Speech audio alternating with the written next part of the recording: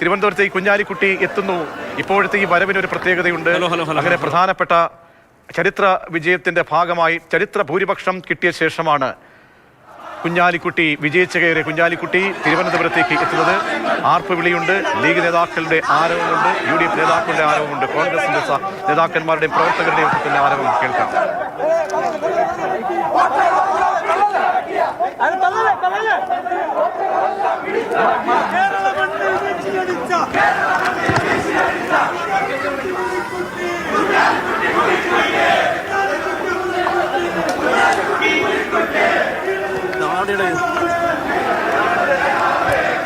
കുഞ്ഞാലിക്കുട്ടി പ്രതികരിക്കുകയാണ്. തിരുവനന്തപുരത്തേക്ക് എത്തിയ ശേഷം പ്രതികരണം നടത്തും.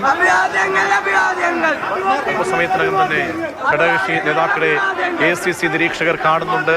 അതിൽ കുഞ്ഞാലിക്കുട്ടി വളരെ പ്രധാനപ്പെട്ട ഒരു നേതാവാണ്. ഏറ്റവും ഭൂരിപക്ഷത്തോടുകൂടി 16ാം കേരള നിയമസഭയിൽ MLA ആയിട്ടുള്ള നിയുക്ത മന്ത്രി എന്ന് പറയാം കുഞ്ഞാലിക്കുട്ടി തിരുവനന്തപുരത്തേക്ക് എത്തുന്നു. തിരുവനന്തപുരത്തേക്ക് എത്തുമ്പോഴുള്ള ആരവമാണ്. പ്രവർത്തകരുടെ മുദ്രാവാക്യം വിളി, ലീഗിന്റെ പ്രവർത്തകരും ലീഗിന്റെ കൊടിയും കാണാം.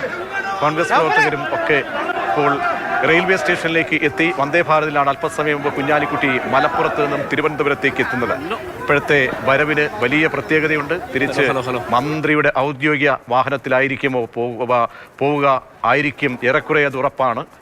ഉപമുഖ്യമന്ത്രി സ്ഥാനം ഉൾപ്പെടെ ലീഗ് ആവശ്യപ്പെട്ടേക്കുമെന്ന സൂചനകൾ നിലനിൽക്കുന്ന ഒരു സമയത്തു കൂടിയാണ് ഇപ്പോൾ കുഞ്ഞാലിക്കുട്ടി എത്തുന്നത്. കുഞ്ഞാലിക്കുട്ടി ഇന്നിപ്പോൾ ഏറ്റവും പ്രധാനപ്പെട്ട ഒരു യോഗമെന്നത് അല്പസമയത്തിനകം ഹോട്ടലിൽ വെച്ച് തന്നെ ACC നിരീക്ഷകരായ മുകുൾ വാസനിക്കിനെയും അജയ് മാക്കിനെയും ദീപാദാസ് മുൻഷിയെയും കാണും.